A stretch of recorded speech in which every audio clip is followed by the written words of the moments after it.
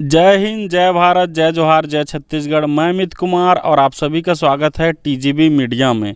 और आज के हमारे खास कार्यक्रम में, जैसे कि आप सभी जानते हैं, हम जो है अपने मीडिया के माध्यम से लगातार आप सभी के बीच एक नए नामचीन हस्ती से रूबरू करते हैं।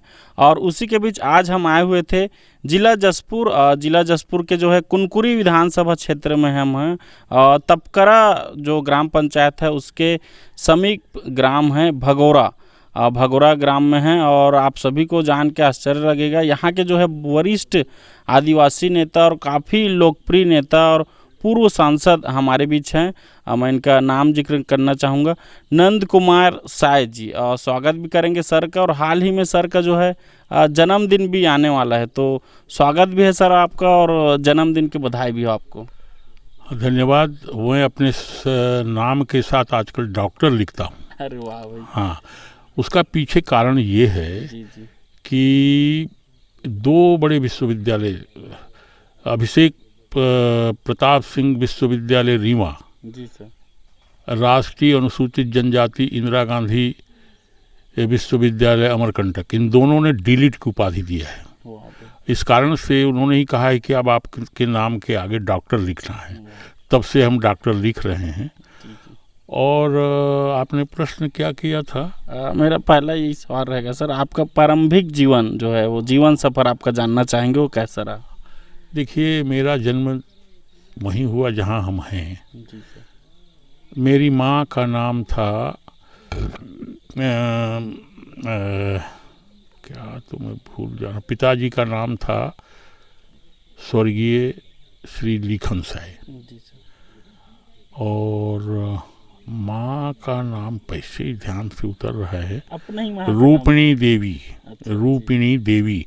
मैं दो प्रकार का नाम बहुत कभी लेते नहीं है। जी जी। माँ का नाम का कभी, आज मैं समझता हूँ 20-40 साल में पहली बार ले रहा हूँ, स्मरण करता हूँ। रूपिणी देवी। और मैं अपने माता पिता का, बहनें मेरी हैं। जी सर। और कितने भाई बहन हैं सर? मेरी जो माँ थी ना, उसके हम छोटे हैं भाई में। मेरी बड़ी दीदी थी देवमणि देवी, पगुरा बाहर दिए थे, लेकिन वो आजकल नहीं है। उनके बच्चे और बालिकाएं भर हैं। और हमारी खास माँ की जो हैं वो हम दो ही भाई बहन थे। एक और बहन थी, मुझसे थोड़ी बड़ी थी वो, लेकिन वो भी नहीं रही।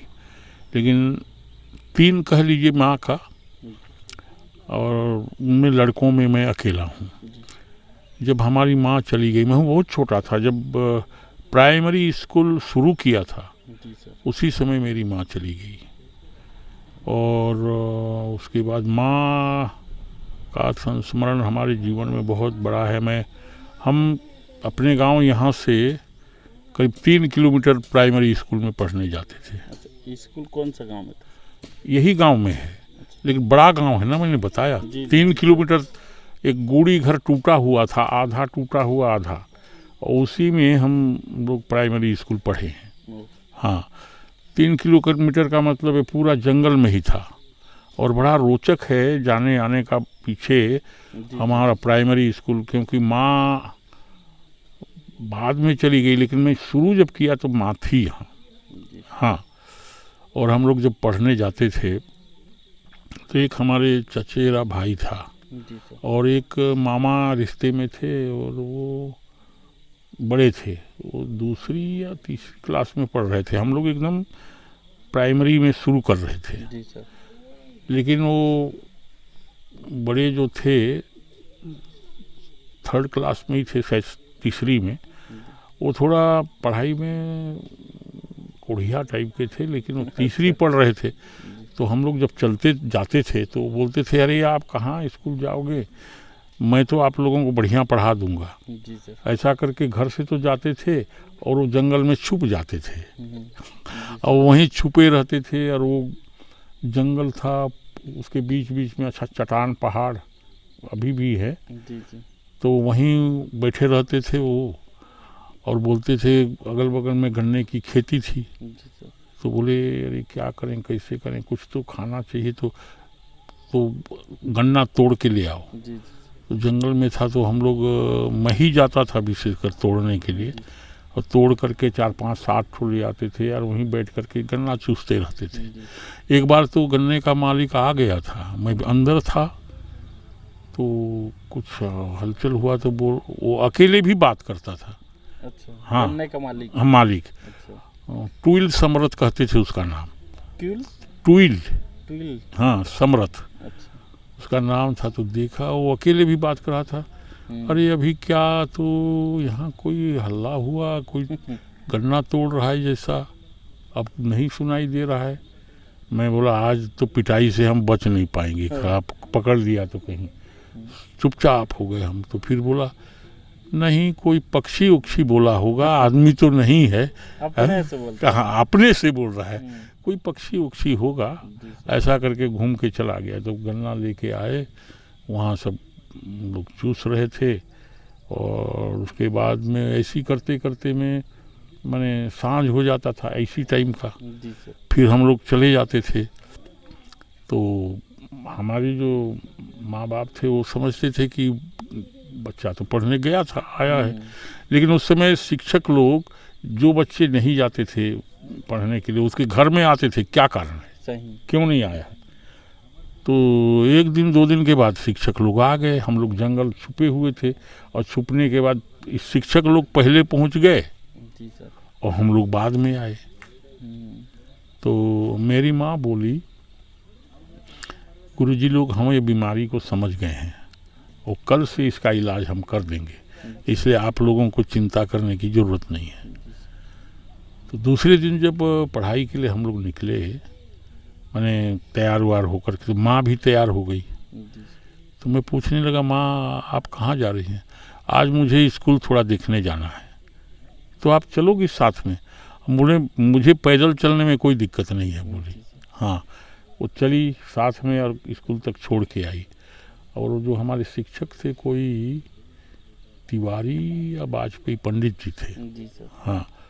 तो उनको कुछ बोल के आई कि ऐसा ऐसा मामला है। हाँ मैं समझ गई हूँ, इसलिए अब चिंता करने की ज़रूरत नहीं है। फिर दूसरे दिन भी माँ वैसे ही तैयार होकर पहुँचाई। जी सर। वो हमारा जो चचेरा भाई है, अभी भी है, वो कभी धनुष कांड के लिए तैयारी, मैंने हमारे चचा को बहुत रोने लगे कि हमको धनुष बना दीजिए, हमको ऐसा बना दीजिए, वैसा कर दीजिए। फिर चलने लगे तो खाने के लिए बोले हमको गुड़ दीजिए। अच्छा। हाँ, तो गुड़ लेके जाए, और खाते खाते जाए। तो मैंने कभी वो खा नहीं पाता था पूरा। तो एक आध बार मैं बोला थोड़ा हमको भी दो जी। अरे तो फिर मैं क्या खाऊंगा ऐसा बोले। तो एक दिन तो बड़ा रोचक घटना है। गुड़ को ले गया, इतना था, पूरा नहीं खा पाया। तो एक जो बाम्बी था दीमक का, उसको तोड़ लिया, उसके नीचे एक पत्थर रख दिया, उसमें वो गुड़ वाला दोना रखा, उसके ऊपर में एक पतला पत्थर को ढांप दिया, और बाम्बी को फिर ढक दिया। क्या कर रहे हो जी? मैं इसको मैंने यहाँ रख रहा हूँ ताकि आते समय फिर खाऊंगा। अच्छा। वो चले गए स्कूल, फिर आकर के देखा वो बाम्बी हटा के, तो फिर खाप दिया। मैं कहा क्यों नहीं निकाल रहे उसको? अरे सब दीमक खा गए हैं करके। वो दीमक कहाँ बचाएंगे उसको? तो ऐसा करके एक दिन वो धनुष वनुष बनाने के लिए बोला, और इधर उधर तीर चलाने लगा। तो मैं बोला मेरे को भी दो जी थोड़ा, मैं चला के देखता हूँ। बोले खराब हो जाएगा तो कौन बना देगा। अच्छा। अब देवे नहीं किया, और मैं कहा कोई बात नहीं है। फिर देखा एक दिन फिर लड़के लोग इधर उधर हो रहे हैं, माँ फिर दूसरे दिन से फिर हमको पहुंचाने गई। उसके बाद लगातार 7 दिन तक पहुंचाई।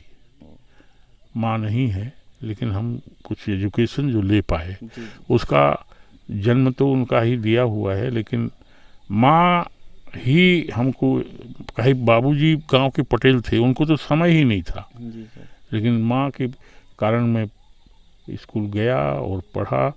और मैं प्राइमरी भी पूरा नहीं कर पाया था, माँ चली गई। बहुत तकलीफ़ हुआ। उसके बाद घर में किसी महिला के बिना तो चल नहीं सकता, तो फिर दूसरी माँ आई। हमारे मामा परिवार के लोग ही बोले कहीं ना कहीं तो रखना पड़ेगा, नहीं तो जी, जी, तो मैं अपने माँ भाई बहनों में मैं अकेला हूँ भाइयों में, जी, लेकिन दूसरी माँ की तरफ से हमारी बहनें हैं, 6-7 बहनें हैं। ओह, हाँ, सब बहनें हैं लेकिन भाई मैं अकेला में हूँ। अकेला। हाँ हाँ, सब लोग आते हैं जाते हैं। एक बहन मेरी यहाँ पर है, जी, जी, जी, सर। हाँ, जिसका नाम मैं सुमित्रा करके बुलाया जी, ना, जी, जी, सर। वो छोटी माँ की मेरी बहन है। जी, जी। हाँ, तो इसी तरह से बहुत अलग अलग जगहों में सबको विवाद अच्छा, कर दिया चचेरा है। भाई का नाम जिक्र कर देते सर, काफी अच्छा कहानी था। तो उसका नाम है जगदीश साय, अभी हैं? अभी भी है। अभी हाँ, भी शरारती हैं कि?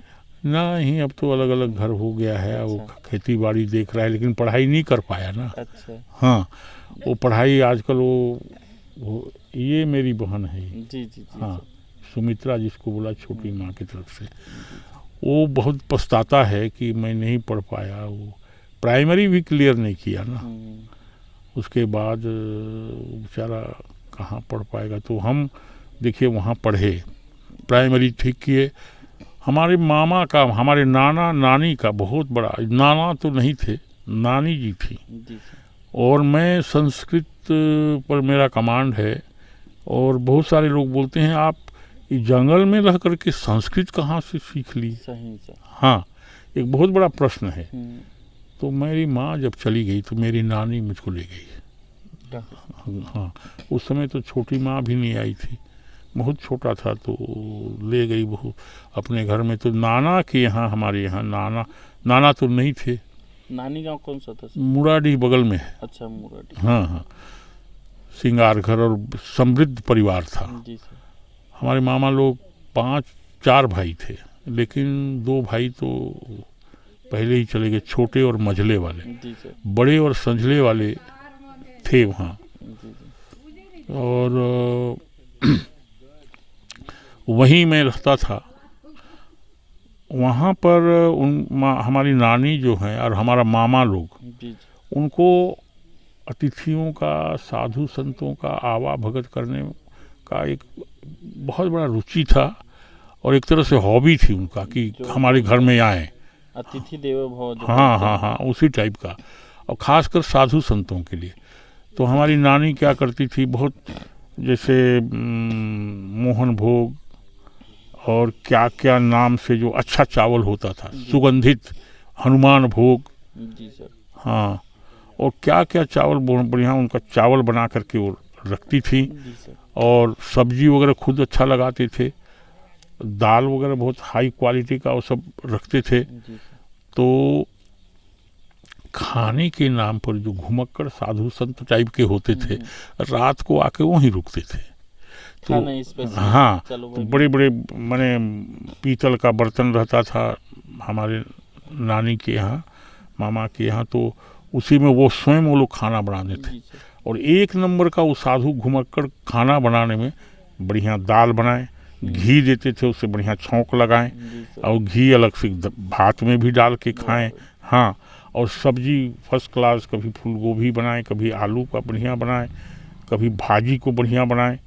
और खाने के लिए मामा लोगों को, उनको भी वो बोलते थे हम खाना बनाएंगे, गंजू आप लोग हमारे साथ खाना। वाह। हाँ, मैं भी उन्हीं के साथ खाता था। जी। एक तो लाभ, एक नंबर स्वादिष्ट खाना बनाए वो सारा घुमक्कड़ साधु। हाँ। हाँ, और वो शाम को जब बैठते थे खाना खा करके, गांव भर के लोग वहाँ बैठते थे। जी। तो गांव भर के बैठे तो उनको कथा कहानी क्या क्या वेद पुराण शास्त्र कुछ कुछ वो सुनाते थे। जी। मैं भी वहीं बैठा रहता था। तो साधु लोग बोलते थे ये बच्चा बैठा हुआ है, इनको सुला दीजिए बोल के। तो मैं बोलता था, मामा बोलते थे अरे वो भी सुन रहा है, उसकी रुचि है तभी तो, नहीं तो सो जाता। जी, जी, जी। हाँ, तो ये जो मुझे कुछ अलग अलग प्रकार के शास्त्र पुराणों का थोड़ा बहुत ज्ञान है, तो वो वहीं से ये सारा कुछ हुआ है। वो कहा गया है, तुलसीदास ने लिखा है, सुनि समुझहि जन मुदित मन, मज्जहि अति अनुराग, लहहि चारु फल अक्षत तनु, साधु समाज प्रयाग। तो साधु समाज तो हमारा वहीं उपलब्ध था, वहाँ से हमको बहुत सारा ज्ञान मिला। जी। बहुत बहुत सुंदर, बहुत ही मज़ेदार कहानी बताया सर, बहुत अच्छा लगा सर। साथ में भी जानना चाहेंगे सर, अभी शिक्षा और डिग्री कौन कौन सा आपके पास? देखिए, मेरी पढ़ाई में भी बहुत तकलीफ हुआ। मैं माता पिता का अकेला लड़का था। जी सर। तो मैं जब 9th पढ़ रहा था तब मेरी शादी हो गई। 9वीं में? 9वीं में। उम्र कितना रहा होगा सर?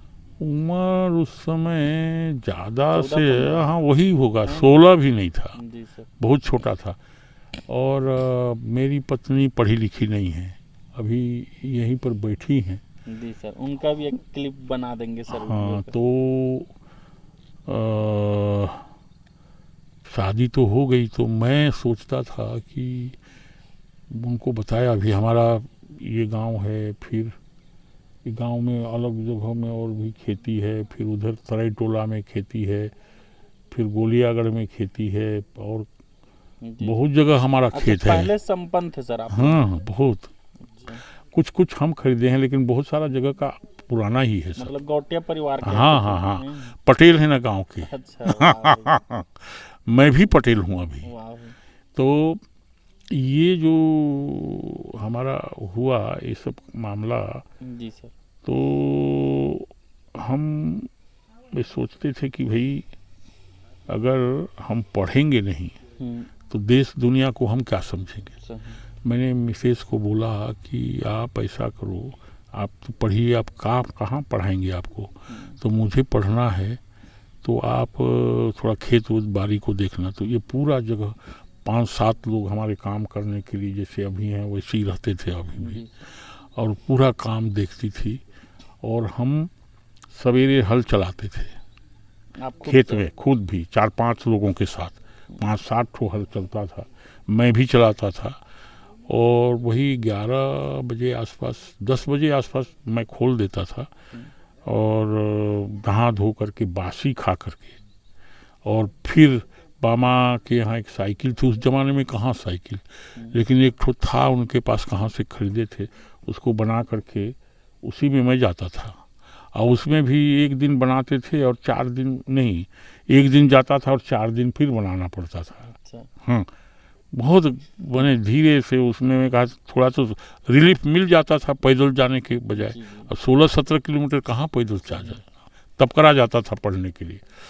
ये सारा होता रहा, और मैं 9th 10th 11th यहाँ तक तो आ जाके के पढ़ लिया। उसके बाद हायर सेकेंडरी के बाद सीधा महाविद्यालय था जसपुर नगर में। 3 साल मेरी पढ़ाई रुक गई, कैसे करें, मैं घर में काम करने लगा। और 3 साल ड्रॉप ले लिया।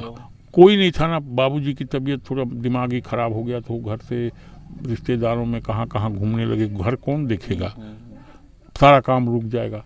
तो लोगों के साथ हल चलाना, खेती बाड़ी करना, धान कटाई करना, मिसाई करना, और बाकी सारा काम मैं ही करता था। मैं बने लकड़ी काट के लाता था, और शरीर बड़ा मजबूत था उस समय। मैं 1 किलो नहीं चलता था पहले, तो पैला था, 1 पैला चावल का भात मैं अकेले खा लेता था। हाँ, जो काम करता था, मोटा नहीं था मैं, हाँ ऐसे ही था शरीर। और 1 बैलगाड़ी लकड़ी में 1 कांवड़ में ले आता था।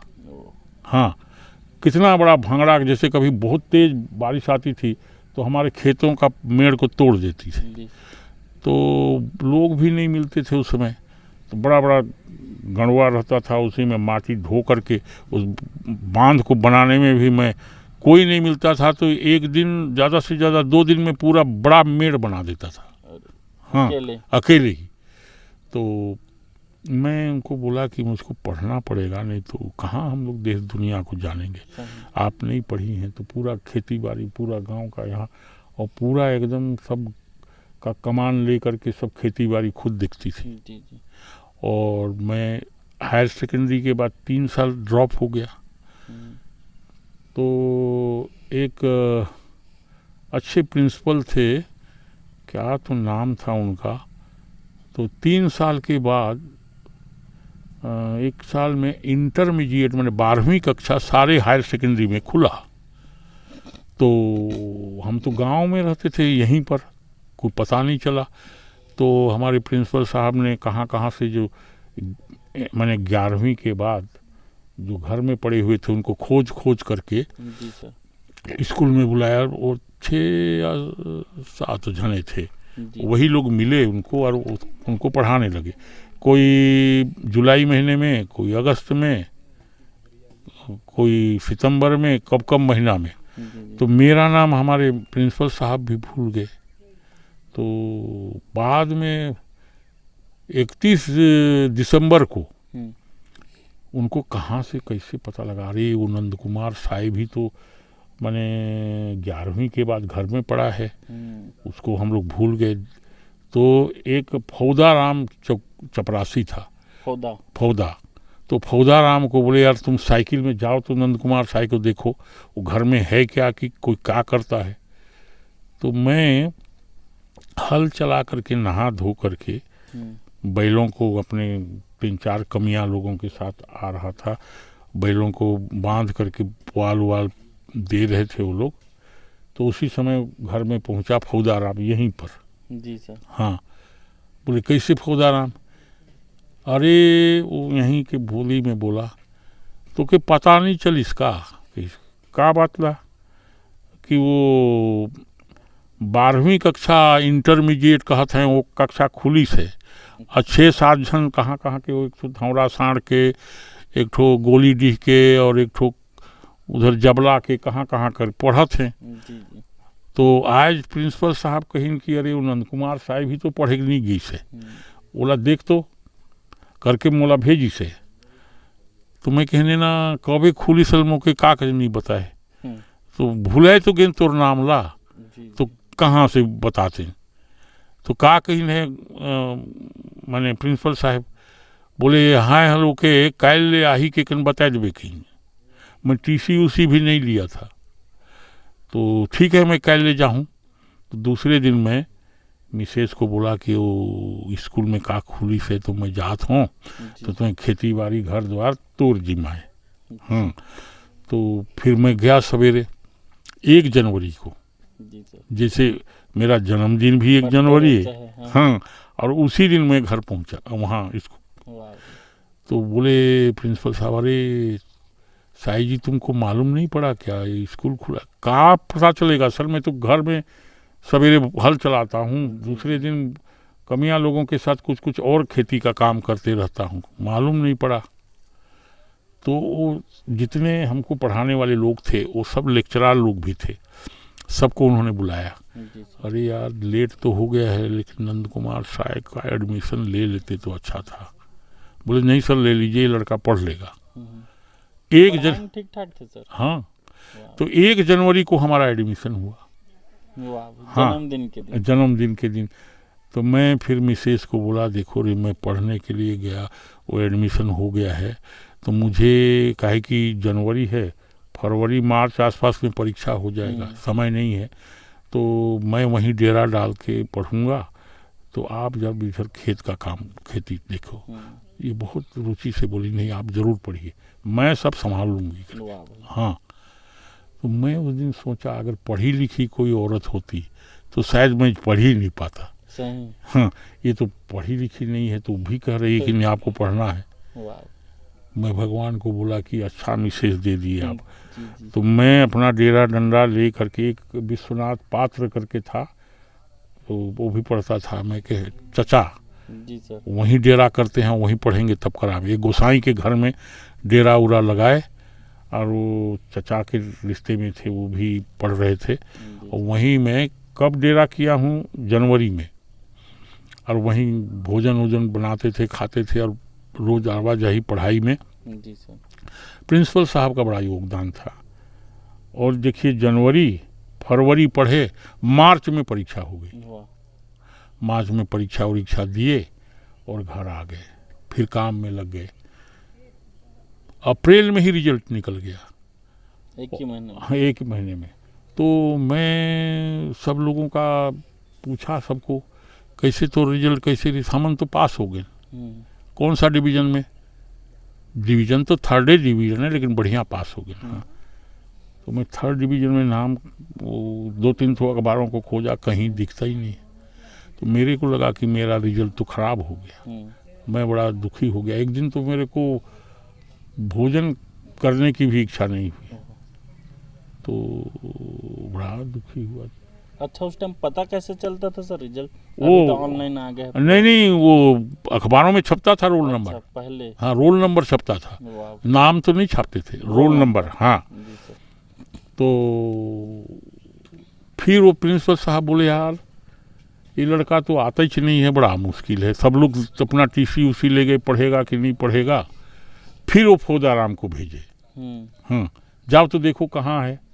तो फौदाराम फिर आया, तो मैं जरा सस्पेंस में हुआ, क्या बात है, आओ फौदाराम। तो आया, कैसे? वो प्रिंसिपल साहब उनका भेजिन है, वो सब भर अपन टीसी उसी लेगिन और सब पढ़े कुढ़े कहाँ कहाँ जाना है सब चलेगी, तोड़े एक लबाची से। नेना फौदा, मैं मुझे डर ये बात कर लागत है, पता नहीं मैं पास हो पाए कि नहीं हो पाए। ओकरे डर से जो मैं नहीं जाता हूँ, मोर नंबरे नहीं दिखत रही। तो फौजा समझ गई, तो खाली 3rd डिवीज़न में खोजत रहे कहीं। हाँ, वही तो यहाँ देखा था, अरे गधा तोर बढ़िया है, थोड़ा और जोर लगाते ना तो फर्स्ट क्लास आती, हाई क्लास 2nd क्लास तोड़े एक ला है कहीं। अरे बाप रे, मैं कहीं भगवान बोलो कृपा, एकदम मेरा आंखों से आंसू आ गया, मैं फेल हो गया जैसे लग रहा था। तो फिर मैं नहा धो करके तुरंत तैयार हुआ, फौदाराम के कहीं मैं जात रहो, मैं आहूँ अभी। तो मेरी पत्नी को मैं बोला, मेरी पैसा कुछ है क्या, 1-2 रुपया कम से कम। उस समय 2 रुपया तो बहुत बड़ा। हम लोग मेला देखने के लिए 4 आना लेके जाते थे, और 4 आना में, हाँ 4 आना में झूला भी झूल लेते थे, वो बाघ भालू भी देख लेते थे, और मिठाई भी ले लेते थे, 4 आना। हाँ, तो मैं बोला 1 रुपया कम से कम, 1 या 2 रुपया होता तो। अरे कहाँ उतना रुपया, खोज तो देख। तो लटपट में वो 1.5 रुपया नहीं खोज पाई। मैं कहा इतना ही दे दीजिए। तो मैं गया वहाँ मिठाई वाले को, बालूशाही का बड़ा क्रेज अभी भी है वो। हाँ, उस मिठाई का पहले तो 1 नंबर में वही था। तो बढ़िया तबकरा में मिठाई बना रहा था। मेरी देना बालूशाही का भाव दे दे, नहीं तो के लेना कितना है कहते। मुके कम से कम 2-3 किलो, और तो जबर पैसा लागी। कतेक लागी? नहीं, पर भी 1-1.5 रुपया तो लग जाही कम। हाँ, तो 1.5 रुपया तो मोठन है।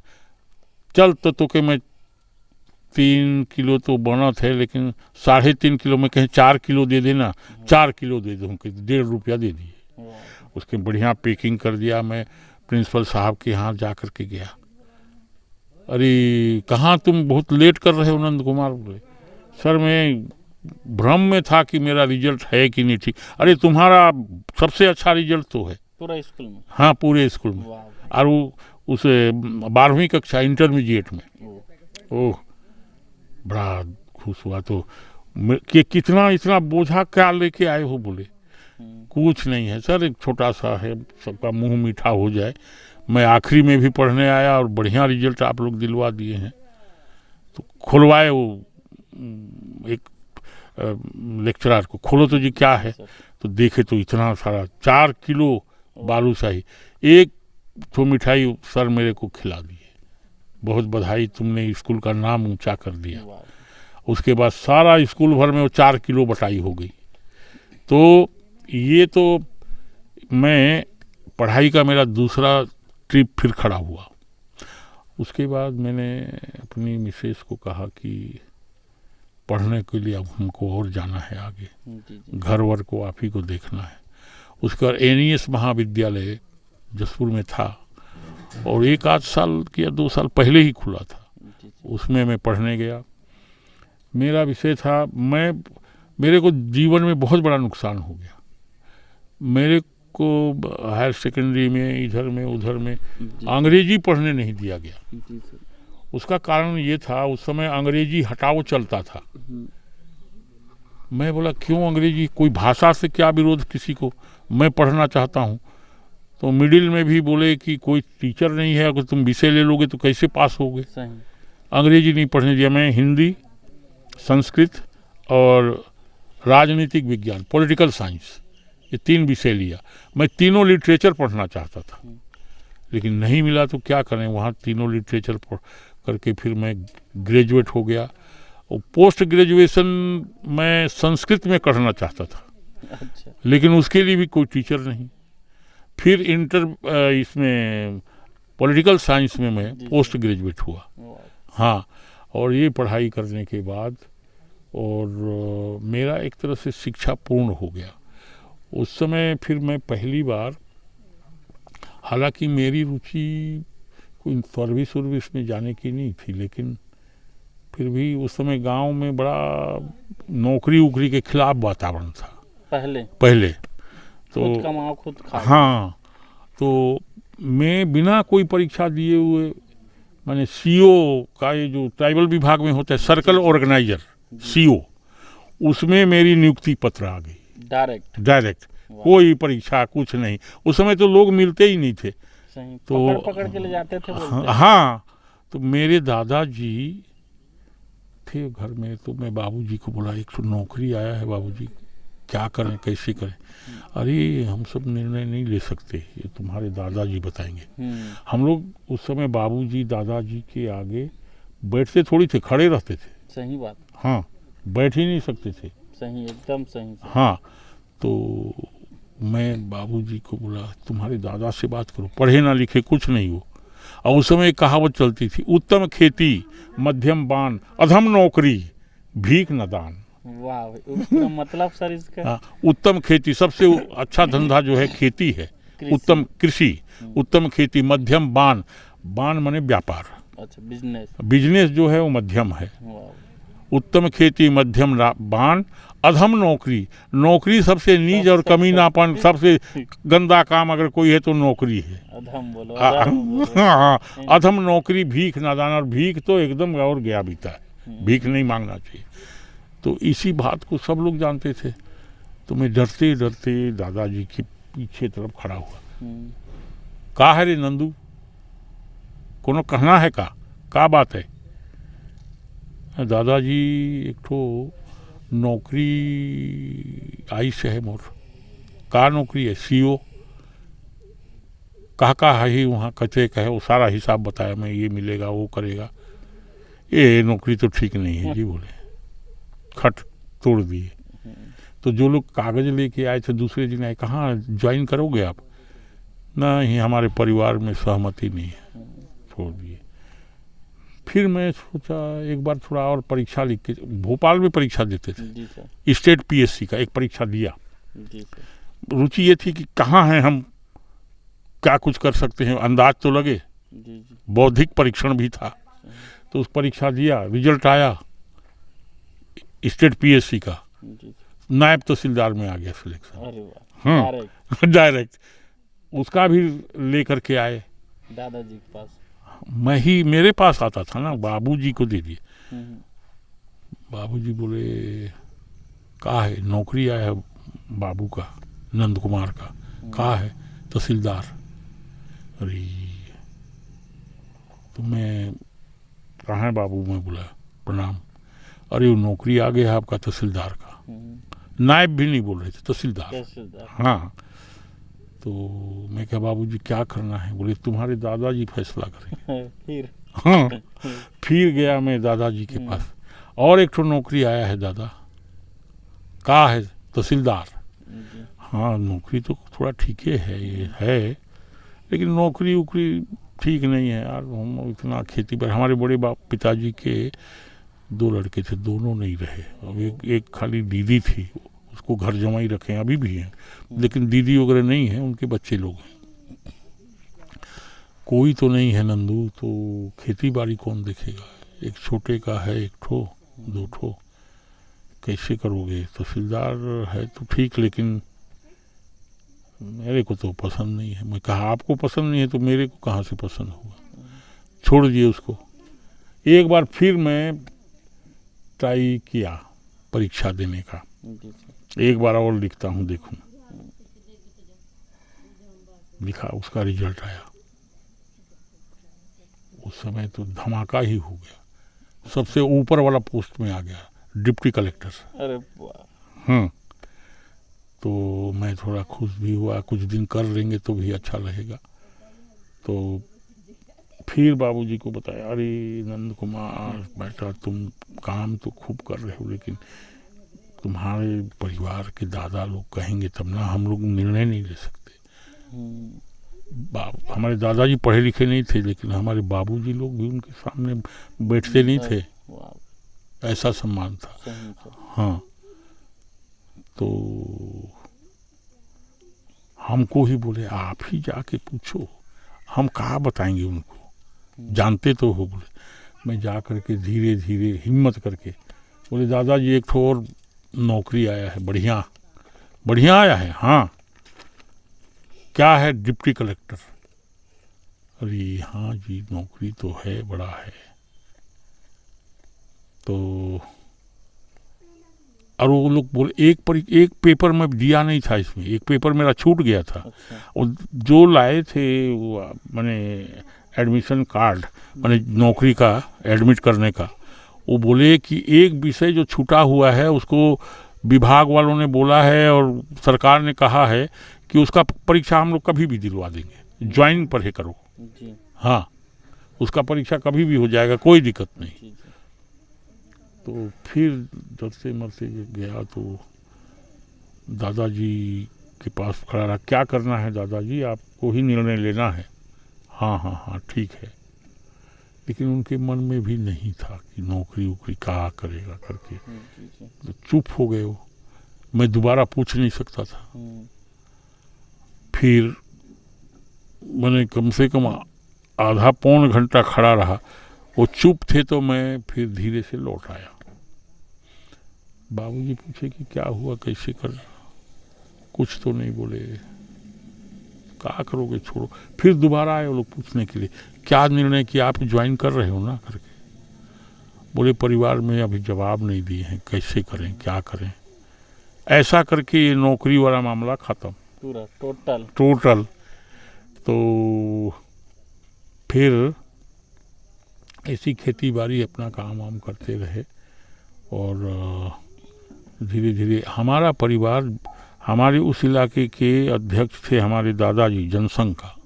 अच्छा। हाँ, तो चुनाव पहले जो होता था तो दादाजी घोड़े पर चलते थे, हमारे बाबूजी भी सब, तो घोड़े पर चलते थे प्रचार में। एकदम शुरू को मैं नहीं जानता हूँ, बोले हैं, सुनाए हैं। जी जी। तो एक गांव में गए, वहाँ डेरा डाले, सब लोग बैठे, वहाँ भोजन पानी सब मिलता था, और बोले भाई हमारा जो चुनाव चिन्ह है ये दीपक छाप है। उस टाइम दीपक था जनसंघ का। भाजपा थोड़ी था, जनसंघ। हाँ, संघ से शुरू हुआ ना, आरएसएस उसका मुख्य था, तो वहाँ से इसको जनसंघ बना दिए। तो बोले देखिए ये हमारा छाप है, दिया है ही तो सब घर द्वार इंजत होता है, तो इसी को वोट देना है। और हमारा इलाका ये जो एरिया है, पहले दीपक जीता, उसके बाद जब जनता पार्टी आया और चक्र में हलधर आया तो वो भी जीता, उसके बाद में अभी आया कमल छाप, तो वो तो है ही है। ये इस तरह से राजनीतिक शुरू हो गया। तो मेरे को, मैं खूब काम वाम किया हुआ था जी सर। 75 में इमरजेंसी लगा तो मैं शराब के खिलाफ बहुत बड़ा आंदोलन चलाया था। मैं जब कॉलेज पढ़ता था, मेरे जीवन का अलग अलग भाग बड़ा महत्वपूर्ण है। जी जी जी सर। मैं एनईएस महाविद्यालय में जब कॉलेज के लिए पढ़ने गया तो उस एरिया में भी और अलग अलग जगहों में अभी भी वैसे ही है, शराब चुलाई भट्टी थी उस समय। तो ये लोग क्या करते थे, जहाँ लाइसेंसी दुकान है वहाँ तो बेचते थे, बाकी जगह परचून की दुकान ले जा करके छोटे छोटे हंडी में, मटकी में, हंडी में ले जा करके और वहाँ बेचते थे। और लोग आ करके वही आदिवासी लोग, कोरवा, कमार, बिरहोर, पंडो, बैगा, ये आदिवासी जातियाँ पी करके सब बर्बाद हो रहे थे। तो ये अवैध दुकान था। तो मैंने कॉलेज एनईएस महाविद्यालय में ये जो एक हमारा छात्र संघ का ग्रुप बना हुआ है जी सर। उसका मुझे वहाँ पार्टी के तरफ से मैंने जो संगठन था युवा ग्रुप का जी जी जी। संगठन में उसका मुखिया बना दिए और चुना हुआ एनईएस महाविद्यालय का छात्र संघ का मैं अध्यक्ष था। तो ये जो अवैध दुकान था उस रोज़ पुलिस वालों को बोला ये अवैध दुकान बंद करो, यहाँ गरीब लोग पी करके मर रहे हैं, सब आदिवासी समाज के लोग, इसको बंद करो। तो पुलिस वाले और दारू वाले तो एक ही जुट थे, जितना बेचता था साला वो उसका हिस्सा मिलता था पुलिस वालों को। अच्छा। तो कहाँ वो बंद करेंगे, रोज़ झंझट होता था। 10-20 लोग हमारे साथ लड़के लोग रहते थे, कई जगह दारू को उठा के फेंक देते थे, फटाक साले कैसे करोगे। अब पुलिस वाले रोज़ 2 केस बनाते थे मेरे खिलाफ कि यही खराब है। मेरे वहाँ उस शराब के विरुद्ध में इतना बड़ा आंदोलन, फिर पूरा एरिया में अवैध दुकान का बंद करने के लिए। एक बार वो सिकिरमा गांव है एक, तो उस गांव में दारू ले जा करके बेचना बंद नहीं कर रहे थे। चुलाई भट्टी थी मुराडी में, वहाँ से ले जाके अवैध रूप से बेचते थे। 2 दिन तो मैं कहा आज से बंद करो और कल अगर लाए तो ठीक नहीं होगा। तीसरे दिन जब हम लोग गए 10-20 लड़के, तो वहाँ फिर ला के पड़ा था। एक मुसलमान था बिहार उहार का, तो बोले क्या करें मेरा पेट नहीं चलता है, इसी में भेज दिए हैं तो मैं कर रहा हूँ। मैं बोला हटाओ यहाँ से, तो अंदर चला गया। ऐसा फूस का और वो पत्तियों का बनाया था झोपड़ी थोड़ा था। मैंने पटवारी से लिखवा लिया कि हाँ इसका कोई मकान नहीं है, लिख के दो। बोले लिख दिया। और मैं कहा निकलो निकलो, तो अंदर में कहा मत जाना, कहीं तलवार उलवार कुछ रहे, गुप्ती उप्ती साला मार उड़ देगा। तो अंदर से निकला नहीं, तो वो अंदर बैठा हुआ था और हम लोग आग लगा दी उसमें। लटपट में झटपट करके बाहर निकला, उसका एक आध कपड़ा तो जली गया होगा। उस पर दौड़ाया उसको, तो भागा। उस दिन से तो आया नहीं वो, लेकिन हमारे खिलाफ एक केस बना दिया, आगजनी आपने कर दिया, ऐसा वैसा। पहला केस था वो पहला केस। और उसके बाद क्या हुआ कि पुलिस आई जांच के लिए, 8-10 लोग आए, बुलाए हमको भी सिकिरमा में। हमारा पूरा टीम पहुंचा वहाँ, 5000 लोग इकट्ठा हो गए पूरे एरिया भर के, हमारे माने फेवर में थे ना। हाँ 5000 लोग। पुलिस देख करके इतने लोग कैसे आ गए हैं, बोले ये तो नेता हो गया है ना, बड़ा आदमी है ऐसा। हाँ छात्र संघ का। जी जी। तो पुलिस वाले हमको पूछे पाछे ऐसा है कि आग क्यों लगा दी। बोले आग हम कहाँ लगाए हैं, ये महुआ हुआ बेचते हैं तो पत्तियों को साफ करने के लिए लगाते हैं, वही लग गया होगा। गांव वाले पूछे कोई कौन लगाया, वो तो महुआ वाले लगाते हैं, इन्होंने तो नहीं लगाया। बोले लेकिन आग तो लगा था। आग तो पूरा जंगल में लगा है, तुम लोग कैसे केस बनाए हो। मैंने पूछा पूरा जंगल नहीं देख रहे हो जल रहा है, तुम लोग गए क्या छुड़ाने। पुलिस वाले बोले यार इससे तो कहाँ कौन बहस कर पाएगा। हाँ तो भागे, लेकिन केस बना दिए। अच्छा बन गया। हाँ पूरा कैठ हो इस तरह का झगड़ा का 1000 केस था हमारे खिलाफ। अरे हाँ तो ये चलता रहा। 75 में इमरजेंसी लगा, तो इमरजेंसी में एक तिवारी थे, माने हमारा थाना पड़ता है फरसाबाहर बगल में। तिवारी आए हमारे घर में, क्या है जैसे केला लगा है, अमरूद है, क्या क्या फल वल के लिए ये चक्कर अच्छा, में। पहले भी यही घर था? यही है। कितने साल पुराना होगा सर? बहुत पुराना है ये, कुछ नया डिजाइन किए हैं, पहले छोटा था। जी जी। हाँ लेकिन इसको थोड़ा बड़ा कर दिए हैं। हाँ हाँ तो एक उस साइड में है, वो उसको थोड़ा पक्का का बनाए हैं। वो तो काफी हैवी है। हाँ रायपुर स्टाइल है बोलो। हाँ हाँ उसको इसलिए बना दिए हैं कि कोई लोग आ हुई जाए, तो आखिर किसी को यहाँ रेस्ट हाउस भी बगल में नहीं है। सही। हाँ तो उसके लिए उसको बना दिए हैं। तो ये थोड़ा बड़ा कर दिया, लेकिन पहले छोटा था इसी घर में। क्या बता रहा था मैं आपको।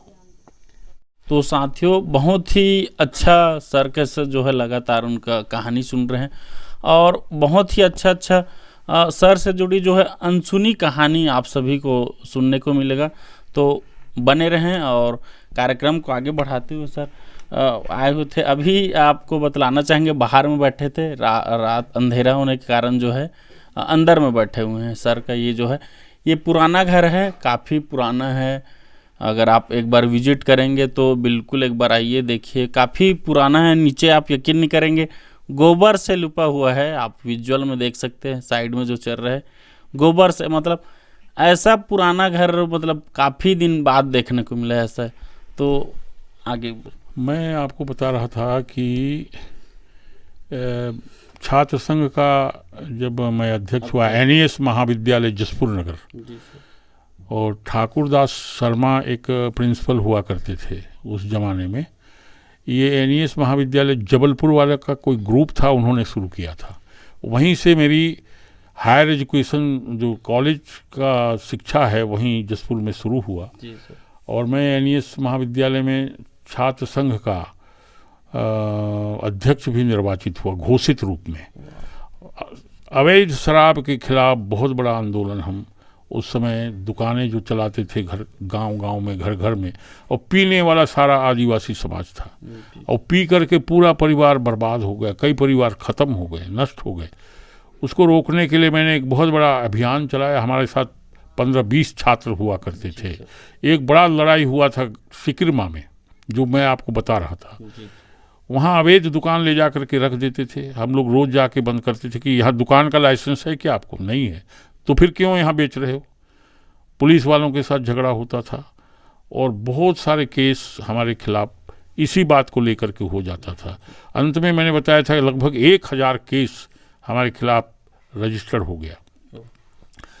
1000। और वो जो सिकरमा गांव में झंझट हुआ, उसमें काफ़ी लोग आए, पुलिस वाले 2-3 गाड़ियों में आए थे, लेकिन हमारे समर्थन में लोग 5000 वहाँ इकट्ठा हुए, और सब लोगों का खाना पीना वहीं बनता था। गूड़ी घर में हम लोग बैठे थे, सारे लोग, तो गांव के इतने लोग थे, तो पुलिस वालों ने हिम्मत नहीं किया, उनके लिए जगह नहीं थी, उनको कोई पानी तक नहीं पिलाया।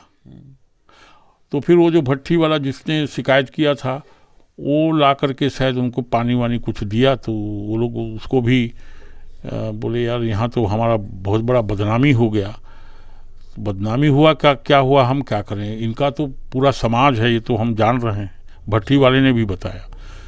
तो वहाँ पर ऐसी पूछताछ हुआ, कैसे आग लगा दिए? बोले हमने तो नहीं लगाया। गांव वाले बोले ये तो महुआ वाले जो महुआ बीजने के लिए नीचे को साफ करने के लिए आग लगा देते हैं पत्तियों को, ताकि उसकी सफाई हो जाए। जी सर। तो इन्होंने तो लगाया नहीं इसको। तो बोले अच्छा ये भी नहीं बना। तो फिर लेकिन आग तो किसी ने लगाया। मैं कहा वो जंगल पहाड़ भी जल रहा है, अभी देख लीजिए, उसको कौन लगाया? आप लोग लगाए हैं क्या? नहीं, हम लोग नहीं लगाए हैं। तो उसी तरह से हम लोग तो वो पहाड़ को कौन लगाया है उसको पहले जांच करो ना, खाली यही जांच करने के लिए आ गए हो। तो जवाब भी नहीं दे पाते थे। और उसके बाद में मामला आगे बढ़ गया, केस तो चलता रहा। तो हमारे दादाजी जनसंघ के अध्यक्ष हुआ करते थे दिया छाप में। अलग अलग गांव में जाते थे घोड़े पर, और दादाजी का फोटो नहीं है। उस जमाने में तो फोटो बनता ही नहीं था। हाँ, कहाँ का हुआ नहीं। तो हम अपने परदादा की जो पत्नी थी, थोड़ा थोड़ा उनको भी देखे हैं। एकदम छोटा था, लेकिन हल्का सा स्मरण है। वो बहुत गोरी थी और कपड़े पहन के रहती थी, थोड़ा सा मेरे को स्मरण है। हाँ, और उनकी कथा तो और लंबी है। तो मैंने उसके बाद में क्या किया कि इतना बड़ा जो काम हुआ था, तो 75 में इमरजेंसी लग गया। इमरजेंसी लगा तो पुलिस वाले तिवारी जो मैं बताया था ना, थानेदार, वो आए, हमारे इसी घर में आते थे। कभी केले ले जाएं, कभी आम का फल हो तो ले जाएं, कहीं अमरूद ले जाएं, कभी कोई सब्जी उब्जी बना रहे तो उसके कारण हमारे घर में आते थे। एक तिवारी थानेदार आए 75 में, इमरजेंसी लग गया था।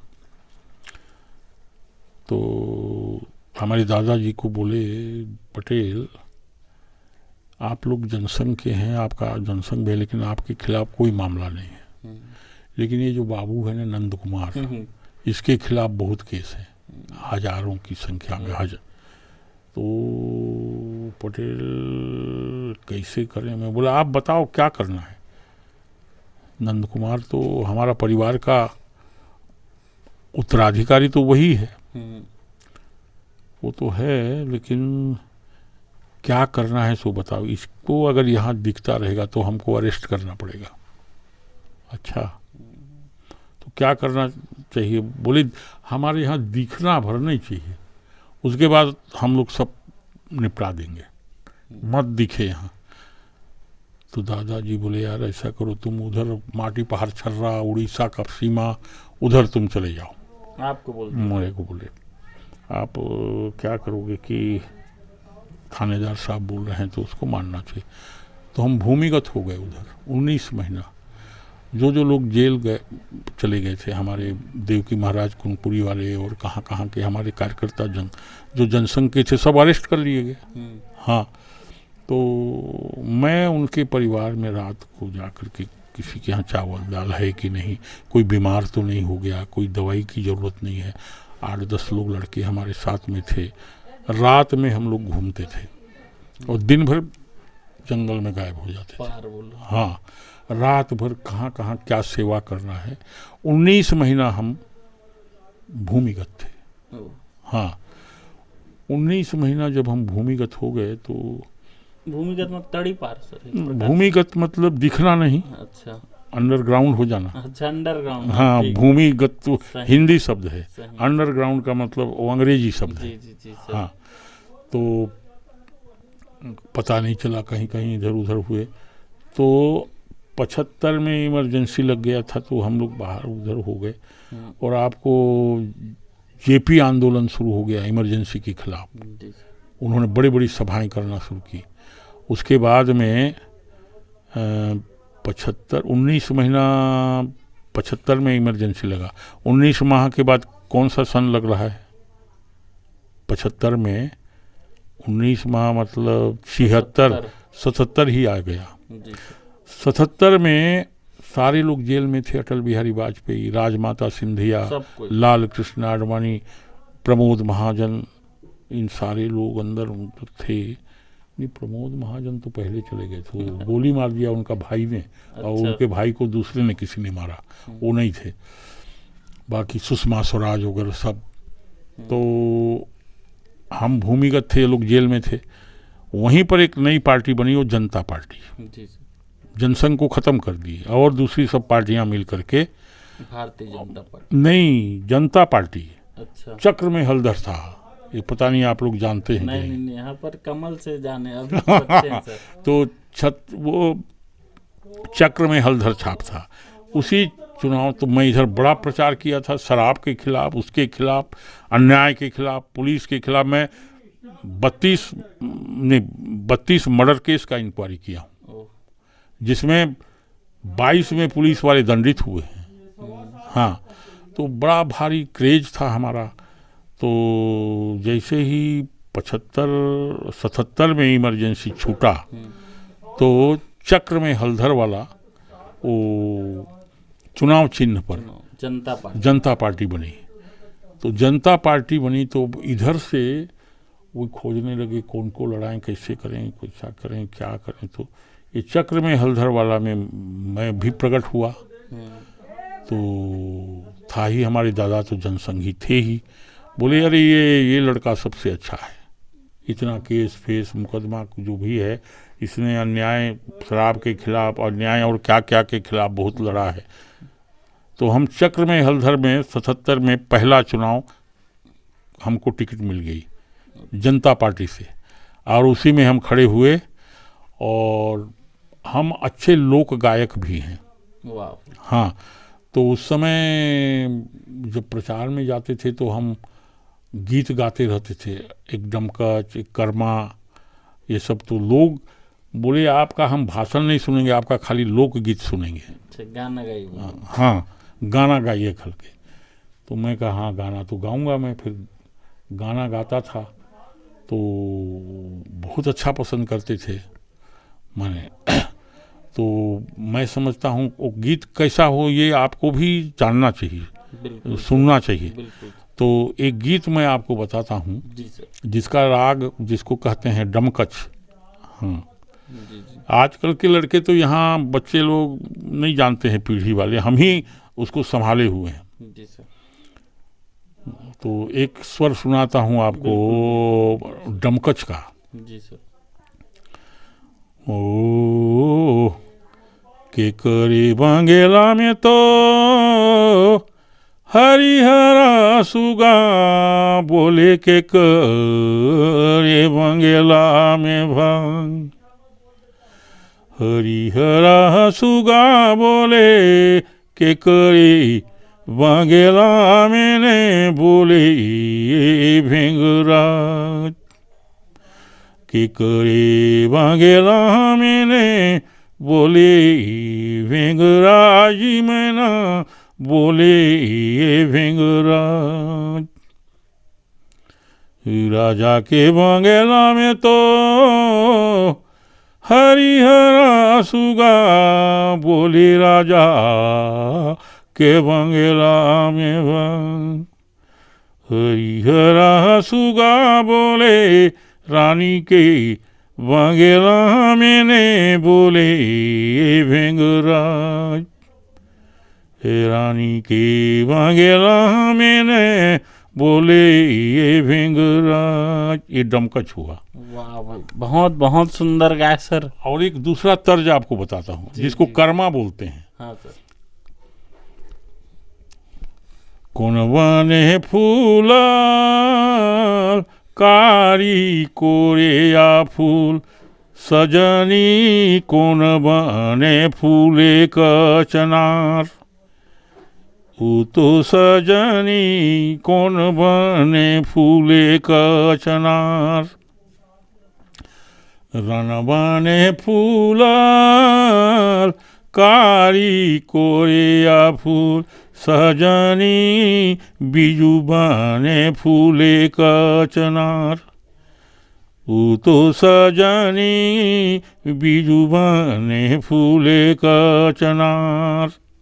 ये कर्मा हो गया। एक मर्दानी होता है। जी सर। आजकल के तो लोग कहाँ जानेंगे। जी जी। सखी रे सिया के हराना सुनी, ढरकहि नीर लछुमना रघुबीर, लक्ष्मण के लागे बाण धाई पर हनुमान, ढरकहि नीर लछुमना रघुबीर। ये हो गया मर्दानी। अलग अलग प्रकार के कितने राग रागनियाँ हैं। पहला जो चुनाव लड़ा मैं यही गीत गा करके, और आपको आश्चर्य होगा कि कांग्रेस से लड़ने वाले की जमानत जब्त हो गई। इतने वोटों से हमको जिता दी। अरे वाह, बाकी बहुत बहुत सुंदर गाय सर। ये लास्ट वाला का बस पता चला सर मीनिंग, आप रामायण का बता रहे थे, सीता माता खर के लगी। लेकिन पहले जो दो गाय उसका मीनिंग भी समझ नहीं आया सर, लेकिन काफी अच्छा शैली था। तो अगर उसका मतलब बता देते, उसमें बोले क्या थे आप? उसका मतलब है कि कौन से किसके बंगले में, माने हरे रंग का सूगा जो है तोता, वो बोलता है सुआ, किसके बंगले में वो बोलता है। और भृंगराज एक और पक्षी, वो भी सुंदर बोलता है, वो किसके बंगले में बोलता है। ये प्रश्न है पहले में। अब उसका उत्तर में है राजा के बंगले में सुआ बोलता है और रानी के बंगले में वो भृंगराज बोलता है। ये अभी के लोग नहीं समझ पाएंगे। क्या समझ पाएंगे, वो तो मुश्किलें है समझना। तो ये इसका अर्थ था। उसके बाद हम माने फिर लोकसभा भी लड़े, 3 बार लोकसभा, राज्यसभा गए। बड़ा राजनीतिक करियर है, बड़ा आगे का। और माने मैं राजनीति में आने के पहले ही गरीब लोगों पर जो पुलिस वाले तंग करते थे, कोई केस बना देते थे, उसके खिलाफ बहुत बड़ी बड़ी लड़ाइयाँ लड़ा हूँ मैं। मतलब एकदम जन सेवा। और जन सेवा की तरह। और 1000 केस बना दिए थे ना चुनाव लड़ने के पहले। और जैसे ही मैं विधायक बना मध्य प्रदेश में, पहले ही मुझे विधानसभा चुनाव जीतने के बाद मैं विरोधी दल का उपनेता बन गया था। अच्छा, विपक्षी। हाँ हाँ, तो इस टाइप का पहले से ही पूरा नेताओं का, अटल बिहारी वाजपेयी जी का बड़ा संरक्षण था हमको। एक बार जब हम पहली बार विधायक बने तो उनका एक कार्यक्रम बना था यहाँ रायगढ़ के लिए, वो आए रांची तरफ से, और एक बड़ा सभा था रामलीला मैदान में, और कलकत्ते से लोग उनको सुनने के लिए आए थे। उस सभा में मैं भी था। तो क्या हुआ, दिलीप सिंह को हम लोग लड़ाए थे, अर्जुन सिंह जब खरसिया में चुनाव लड़े थे, आप लोग क्या जानेंगे, वो तो दिलीप सिंह जुदेव का नाम सुने? हाँ, नाम सुने हैं। तो उसको जब अर्जुन सिंह मुख्यमंत्री थे जी सर, तो खरसिया जो क्षेत्र है कांग्रेस का गढ़ था। तो एक कोई पटेल वहाँ पहले लड़ते थे, तो उन्होंने कहा कि ये खरसिया कांग्रेस का गढ़ है, इसलिए यहाँ से आप चुनाव लड़ो। मुख्यमंत्री बनने के बाद अर्जुन सिंह यहाँ लड़ने आए। हम लोगों ने दिलीप सिंह को लड़ाया वहाँ, और ऐसा घनघोर लड़ाई हुई कि बड़ा मुश्किल, वो 7-8 हज़ार से चुनाव, वो भी छल परपंच करके वहाँ जीते थे। हाँ, तो उसके बाद में एक बार कार्यक्रम हुआ अटल जी का यहाँ ये रायगढ़ में। तो रायगढ़ में बहुत सारे लोग आए थे। अटल जी बड़ा जनप्रिय नेता थे। तो हम लोग सब थे उस समय, बड़े बड़े नेता, सुंदरलाल पटवा, कैलाश जोशी मध्य प्रदेश के, सुंदरलाल शर्मा, और बहुत सारे नेता जो थे, कुशाभाऊ ठाकरे, कैलाश सारंग, ऐसा करके सारे बड़े नेता रायगढ़ में आए हुए थे। तो अटल जी को पहले वो अमेरिका में कुछ इलाज के लिए गए थे, स्वास्थ्य ठीक था, लेकिन ठीक आने के बाद आए। तो रेस्ट हाउस में थे, सर्किट हाउस में। तो बोले यार का सर्किट हाउस में करेंगे, चलो रैली देखते हैं। हम लोग सब रैली में थे, रैली देखने आए। हंडी चौक के पास वो खड़े होकर के देखे। उसके बाद वो बोले यार कहाँ सर्किट हाउस जाएंगे, चलो मंच पर चलते हैं। तो रैली पूरी नहीं हुई थी और मंच पर चले गए। अच्छा, हाँ। तो हम लोग वहाँ से रैली पूरा करके, एक सोनी जी थे, रामलीला मैदान के बगल में उनका घर था, तो वहीं बैठ करके दिलीप सिंह, सुंदरलाल पटवा, कैलाश जोशी, मैं भी था युवा, विधायक बन गया था उस समय। जी सर। हाँ, तो वहाँ करके नाश्ता उस्ता कुछ कर रहे थे, चाय वाय पी रहे थे लोग। तो लखीराम अग्रवाल खरसिया वाले, वो भी बड़े नेता थे। तो वो पिताजी, हाँ, तो वो संचालन कर रहे थे लखीराम जी। तो हमारा नाम लिए, नंद कुमार साहब, कैलाश जी, सुंदरलाल पटवा जी, दिलीप सिंह जी, आप सब लोग जल्दी से मंच पर पधारे, माननीय अटल बिहारी वाजपेयी जी पधार चुके हैं। अच्छा। अरे बाप रे, तो हम लोग बीच से ही दौड़ लगा दिए। तो दौड़ लगा दी, तो लड़के लोग हम लोगों को देख के, दिलीप सिंह को देख करके एकदम माने जिंदाबाद जिंदाबाद क्या नारे लगा रहे, लात कूद लगने लगे। कूद फान इतना हुआ कि जल्दी हो ही नहीं रहा। लखीराम जी बोले बैठो बैठो बैठो बैठो। कुछ लोग नीचे आए, तब भी मानने को तैयार नहीं। तो अटल जी कुछ पढ़ रहे थे, तो रख दिए। बोले लखीराम, इससे तुम्हारा ये कूद फान बंद नहीं होगा। कैसे होगा फिर? बोले किसी का अच्छा भाषण कराओ, अन्यथा तुम्हारी आज की जो ये सभा है ये गई भैंस पानी में, ऐसा करके बोले।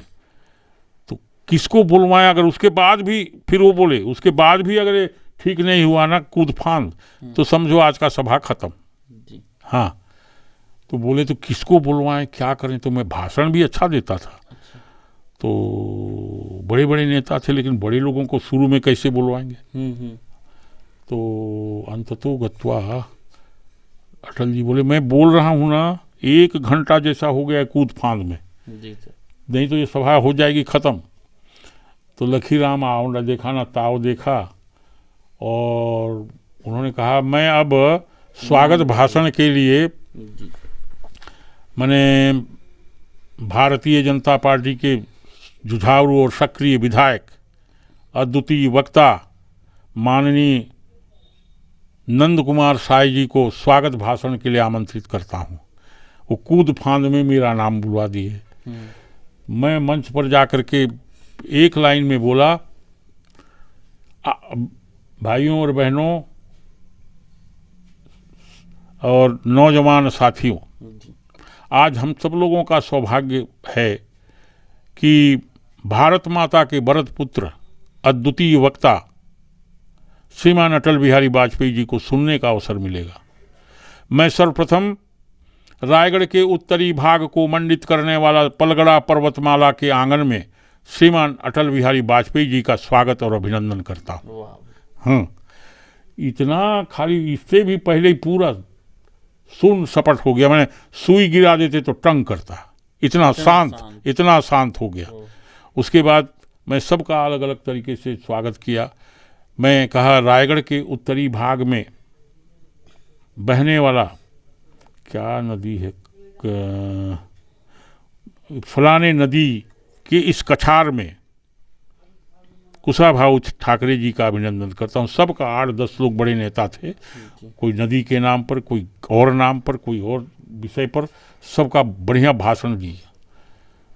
तो उसी दिन जब एक कार्यकर्ता के यहाँ भोजन करने गए तो अटल जी बोले, यार कुशाभाऊ जी सुनो, बोले इधर मेरे को क्यों बुलाते हो, यहाँ कहीं बड़ा कार्यक्रम हो तो नंद कुमार साय का भाषण कराओ।